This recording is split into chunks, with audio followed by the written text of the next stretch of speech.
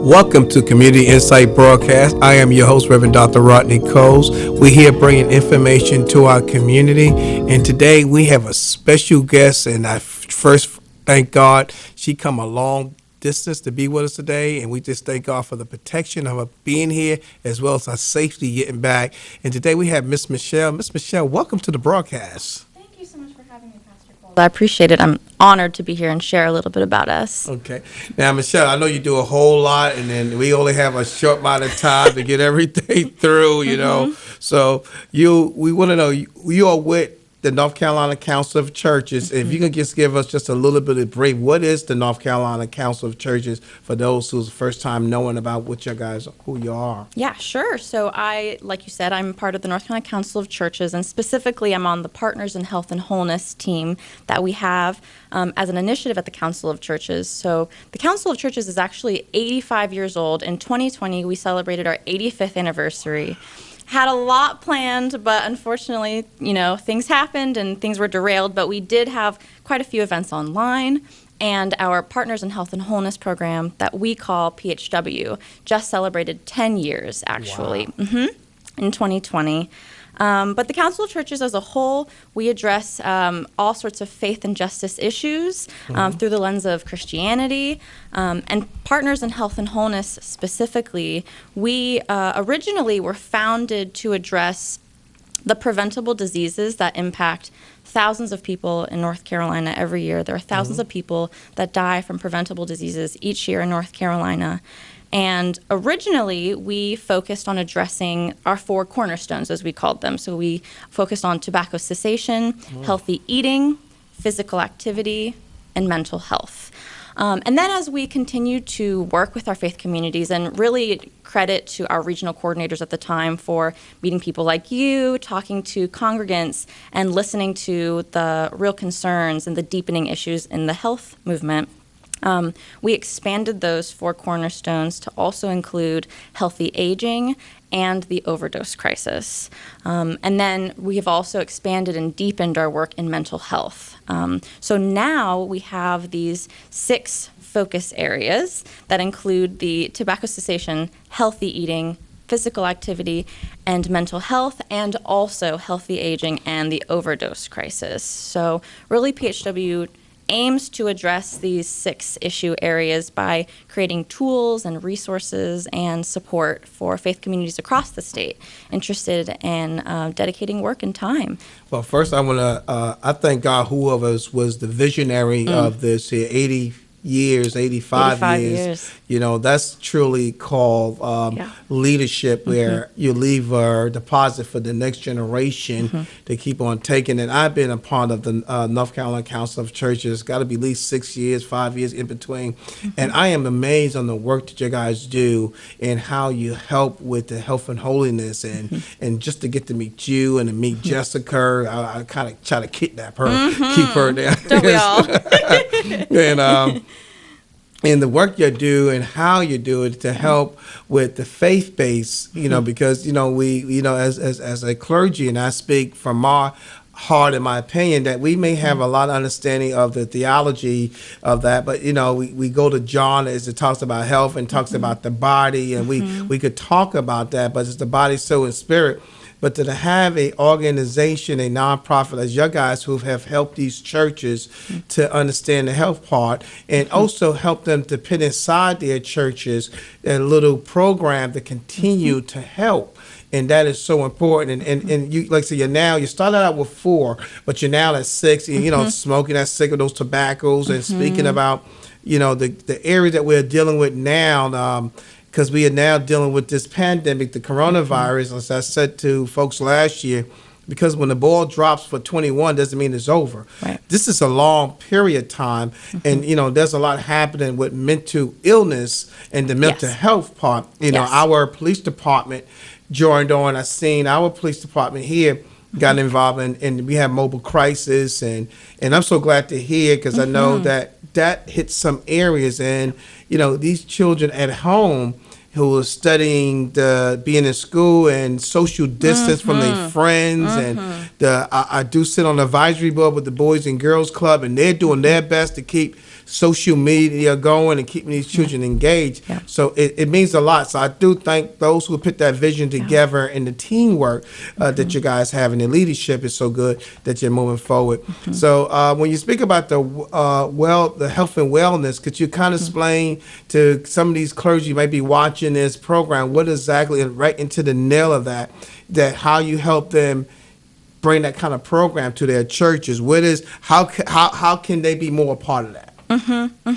Well, I wanted to make sure to just give my team a shout out if I Please can. do. Each of those, when I think about PHW and when someone asks me who PHW is, my instinct is to talk about my team. I think that the people that we have on staff and the time that they dedicate to their focus areas is really at the heart of PHW and what we do. So I wanted to mention, like you said, Reverend Jessica Stokes.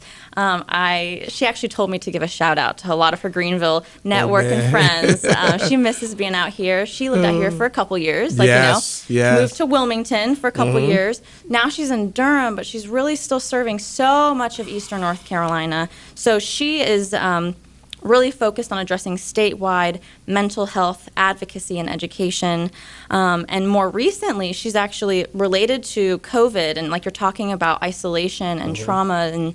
And she has been working on a series called Trauma-Informed Care for Faith Communities. So in 2020, she developed a trauma-informed toolkit that can be found on our website, and it goes along with 2 of the events we held in 2020, part of our Sacred Conversations series. So she's been working really hard to deepen that mental health access and education for faith communities. And especially now that, a lot of the churches are not meeting in person, I think it's a great time potentially for faith leaders and lay leaders to be reflecting on what kind of environment, what kind of culture we can invite our congregants back into when we're in person again. I also wanted to give a shout out to Elizabeth Brewington, our overdose response coordinator. Okay. Like you're saying, COVID has made the overdose crisis even worse, and she has been addressing that through harm reduction practices. Now, I wasn't very familiar with the term harm reduction before I started talking to her about it, and she was learning about it. So for anyone listening who may not know what harm reduction is, the best example that I was given is, when we're driving in the car, for example, we put a seatbelt on because it reduces the probability that something will harm us. So that sort of mentality approaching overdose is really rooted in dignity, and in my opinion, I think it's making sure that the people experiencing addiction or people who are dealing with the overdose crisis, they're the ones shaping how to respond to it. They're the ones coming up with the solutions, and that is harm reduction, the harm reduction approach. So Elizabeth, as well, is doing such good work. We have Nicole Johnson in Winston-Salem. Yes, she is focused on denominational support. So her background is the UMC, the United Methodist Church, but she has been really essential in connecting PHW with denominational specific resources. So we actually just did a 2-part, actually 3-part UMC series with Jessica, Trauma-Informed Care for Faith Communities. But I think that there's something really quite special about making and tailoring resources to a denomination that shares the same vocabulary, same denominational history, theology. So she has been instrumental in connecting us with denominational resources across the state. Wow. And then I also wanted to say, I know there's quite a few of us, but Reverend Karen Richardson Dunn, she is in Asheville, also works statewide. Wow. So we do span the state geographically. But she is focused on healthy aging, which the more and more I talk to her about it, the more I realize how essential it is to be addressing healthy aging, again, from a place of dignity and of respect, because especially now as we see COVID impacting the elderly community, people in nursing homes, my grandparents, in addition to the devastation that COVID has done to our communities, there is an element of loneliness and isolation that so many of our elderly population are dealing with. And she was very intentional about inviting Caleb Pusey, who is a spiritually integrated psychotherapist in Western North Carolina, to partner with us to do 2-part series on the spirituality of loneliness in life's second chapter. Which, loneliness and isolation is a problem before COVID, if we're honest, but it has really just grown since COVID happened and we're all indoors, quarantined, socially distanced. I want to say that's it, but I would be remiss to not say our fearless leader, Christine Purnell. We call her Chris. She is the manager of all the day-to-day operations and really in charge of developing our future program. And then Lindsay Barth, who's our communications associate, takes care of all of our really fabulous newsletters, social media campaigns. Right now, we're actually doing a Black History Month social media campaign honoring Black community leaders who have impacted health, both in history and currently. We're really excited about that campaign. And I guess a little bit about myself, just to talk about my role on our team. I'm the program coordinator. So as we'll talk about, I'm sure in a little bit, the collaborative program that we have, the mini grant program that we have, I love, enjoy, really cherish the opportunity to be able to support health leads, faith leaders, churches who are interested in making the commitment through our collaborative pledge and applying for a mini grant to help fund their health ministry projects. I'm going to say this, and I don't mean to say this on the broadcast. The North Carolina Council of Churches, y'all guys like this big family, and that is so good because you're not the only one. Every time I meet y'all and talk with y'all like a big, happy family, and it's like it's not a job. It's a family that has the heart and work together, and that is so important. I think that some employers that may be in that leadership, they don't know that it's not about the job. It's about us building a relationship and how we work together. And y'all guys do that. Y'all do that all the time. Even when you're not there, it's just that. And I just thank God and give praise to the leadership there because that's how you are. Y'all that way everywhere you go on that leadership. Because some people, a person never quit their job. They quit their bosses. They get tired of them, because either they're, excuse my French, either they're just ignorant of understanding how to treat people and not treating them nice. And when you treat your employee nice, it's nothing but good fruit produced out of that. When you treat your employee like you don't care and it's a better way to use emasculate them, it doesn't show compassion. And y'all guys is like that. I got to get off that topic because we got a few minutes left. But I just wanted to say, for y'all guys, thank y'all for what you do because that's the kind of love you guys have in helping people. And y'all work together like a team, like a football team. Like y'all really work together. And that is so good to knowing about. Yeah. That's how we supposed to have an employee. That means the leadership. Jennifer, the leadership. Make sure we all work together. And that's where the love come at. Yeah. But I know I got a few minutes to talk. Yeah. I wanted to mention, I'm glad that the mentor thing is so important, and it's just, I didn't know you had the toolbox, and that's good to know, because we need to have that, especially when we are dealing with the pandemic and understanding, we're still dealing with those who not getting the vaccination and those who does. Yeah. And so even we have a meeting with interfaith clergy, so they have education, and there's different, minority would not get it, and there's a lot of, because they don't have no knowledge on that. And that's the story, that's the conversation I'd be working with the doctors on that. That's not your kind of conversation. Well, I mean, and part of our focus in 2021 is really to recognize that, to your point of just accessibility and education, making sure that it's reaching all the corners of North Carolina, realizing and recognizing that even if as individuals we choose healthier lifestyles, there's only so much that can be done if we're not addressing the inequities in our healthcare system. And to that point, we actually partnered with the North Carolina Department of Health and Human Services recently on 2 events. One of those was titled the Role of the Church in COVID-19, but more recently it was an information session on the vaccine. So if for anyone that missed it, we have that recording on our YouTube page. And I was personally very interested in being an organizer, but also just a participant on this webinar, because a lot of my questions around the vaccine were answered.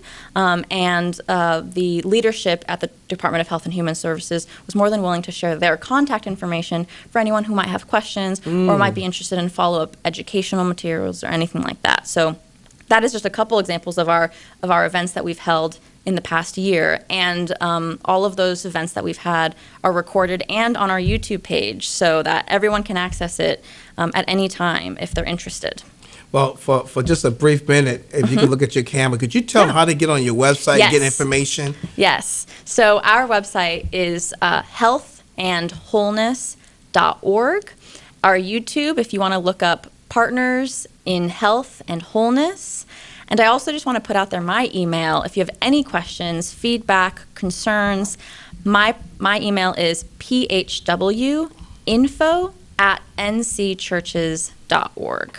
And on all social media, we're on Facebook and in Twitter if you look up Partners in Health and Wholeness. Thank you so much, because they want to know how they get that YouTube. Yes, definitely. How can they get to that YouTube channel? I wanted to just speak a little bit about, and you're doing a training for our area here in the virtual. I believe that's going to be the 11th. I'm not sure on the date. Right I don't have it in front of me. Okay, don't worry about it. Okay. And to speak to the clergy, because we want to make sure that they understanding what the health and holiness and how could they apply for this mini grant, and how does it work on the procedure. So I'm going to let you go ahead and explain to them how will they be able to do that. Yes, so we have a collaborative pledge that we invite churches and faith communities to submit. Now, most of the time, I'm the one that's communicating with our health lead. So to define our health lead, that tends to be our point of contact person at the church. And sometimes it's the clergy person, sometimes it's not. We like to hope that it's not the clergy person, because we know how busy faith leaders are in churches. But anyway, I'm in communication with the health lead, and we invite the health lead to fill out a collaborative pledge, which for us is a sign of a commitment to health and wholeness to your church community and to us, and it's a way for both of us to be holding each other accountable. And also, when you submit the collaborative pledge, it automatically includes you in our newsletters and all of our email correspondence. You will find out about all of our upcoming events, and a lot of that one-on-one support from our associate directors, like I mentioned, Karen, Nicole, Jessica. And once the collaborative pledge is submitted, then you're eligible for a mini grant. Now, that mini grant is eligible once a year, and the individual mini grant is for up to $1,000. And that $1,000 can go towards any of the 6 focus areas that I mentioned earlier. Any projects or initiatives that are maybe beginning or expanding around those health areas, we want to be able to help financially support you, make sure that's expanding and really making a difference in your community. And an additional mini grant opportunity that is relatively new, we actually launched it in 2020, is our community mini grant opportunity. And that is offered to any project where 3 churches or more are coming together and working to address a shared need in the community. So an example of that is in Franklin County. I don't know how many churches, but on the application, 3 churches came together and saw a need to put together a food distribution center. So what was really neat about that is the 3 churches are different denominations. They're geographically in the same community, and one of the churches is providing the space. Another church is providing the majority of the food, and then the third church is providing a lot of the manpower. And so these 3 churches, different denominations, are coming together to make the community, shared community, happier, a healthier space. And in addition to the food distribution, they added blood pressure checks and an educational component where they're dropping healthy eating tips and education in the bags of the food distribution. I just think it was a really great example in 2020 for collaboration between denominational churches and also in a geographical area. So that is our community mini grants. And just to offer a couple other examples, just for our individual mini grants, I mean, really, the span of projects that we fund is very wide, and we're very open to new ideas. But a couple examples include community gardens, walking trails, mental health first aid trainings. And an example of one that we funded last year that I thought was really neat is a seed starter kit that was sent home with the youth through the youth group.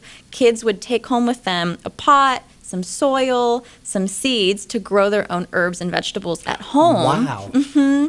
And they were asked to be kind of writing these blogs about how it's going, what you're learning. And I just thought it was such a beautiful way of connecting education with an hands-on activity, and they were sharing some of those pictures and those blog posts on their social media so the rest of the church could see and hear about how that was going. I just thought that was a beautiful project. Well, I like that. I know. That's something, I never heard that one before, but that's really good. I love the idea, because the key you said is with churches is because this churches may could give the space. Is another church may have the volunteers. Yes. And I love the idea is they wanted to help the community, helping with food bags and stuff like that. This is the way y'all come together, because it's amazing. I there's so many churches. It took a while for me to kind of connect with a lot of churches, and I'm sure. in North Carolina, not the only area.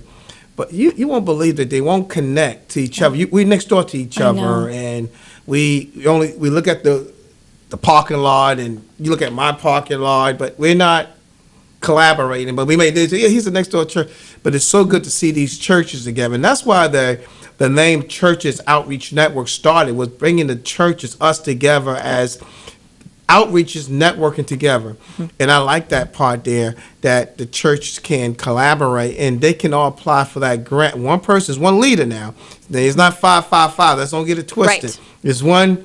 If you collaborate on a project that's kind of helping the community, you're working together, and you're like Peedin Gardens. But we also let them know that you cannot buy a platinum TV to put on your wall and say, well, we're going to do it through Zoom. No, we can't do that. That is true. Very true. Maybe a treadmill, maybe some bullets, and they could chop up the onions or the tomatoes, and But yeah, and so, but also I love the idea about it, because I have seen so many churches, and I've been with this about 5 years, give and take. The churches I know, the program, the food tasting, I learned a lot. I didn't know a lot about stuff until they taught me about it. I'm still learning. I learned about wood last week. Me too. But and it's so good for them to have this program that can help the churches, and then there's a lot of resources you guys offer. See, the purpose of this broadcast, that we have this broadcast, and we want to thank Henry Hinton to allow us to do this, that we can get the information out to the people. It's not about the Children of God in Christ Church. It's not about Churches Outreach Network. It's about the wholeness of getting this information out. Now, let me ask another question. They probably asked this question. Do you need to have a 501(c) to apply for this? So we actually specifically do not offer funds to nonprofit organizations, and it has been difficult in the past because there are so many really wonderful nonprofit organizations who are faith-based, but our grants are specifically for churches. And other faith communities, but specifically not nonprofit organizations. It's a great question. We do get that quite often. Yeah. Okay. And I don't know if I mentioned, just to make sure, the community mini grant is for up to $5,000, and that's once a year as well. I just wanted to make sure that it's a little bit more than the $1,000, and for that reason, we have fewer of those. But if anyone is interested in the community mini grant, reach out to me. I'm happy to talk to you about that and make sure your application is as strong as possible for that. Okay. Yeah, and so it doesn't do with nonprofit, but do the churches need to have a 501(c)? No. No. That's the question, to make sure, because they get caught up in understanding that they had to have that, but it's a church that a church is looking to extend their health program. Yes, their health ministry. The health ministry. Yes. All right, and this is a way to help extend it, and they can contact you. So we have a webinar coming up, so we do. And that webinar, is just going to go out so they can know. That's any questions they have, they're going to have to be able to ask you then. So we give them a little leeway to ask the questions. Michelle, anything you want to say before we close out? Any last thing you want to say to them? At least give them your information again on the broadcast, and I will go ahead and close us out. Okay, yeah, thank you for having me again. If there are any questions or feedback or concerns or interest in the collaborative pledge or our mini grant opportunities, my email is phwinfo@ncchurches.org, and our website is healthandwholeness.org. And I'm very excited to be teaching and learning with you all and teaching and learning from you all as well. Again, we thank you, Michelle, for being on the broadcast. Thank y'all for listening. There's a webinar coming up. Please go to CUN2015.org to know about the webinar. She will be speaking. And as I close out, I just want to say a special thank you to all the emergency workers, the teachers, the hospital, people working over the clock, all the volunteers. I just want to thank you and give my appreciation of the work that you're doing. They're dealing with this pandemic. That some of you are not home with your wife or your family or your husband, and you're out there. Thank you. Thank you, thank you. And I'm praying and I'm seeking that we could do something, that we can have an appreciation day in Pitt County for all of y'all, where we could do something for all of y'all. Thank you for those out there. God bless. We see you at our next broadcast.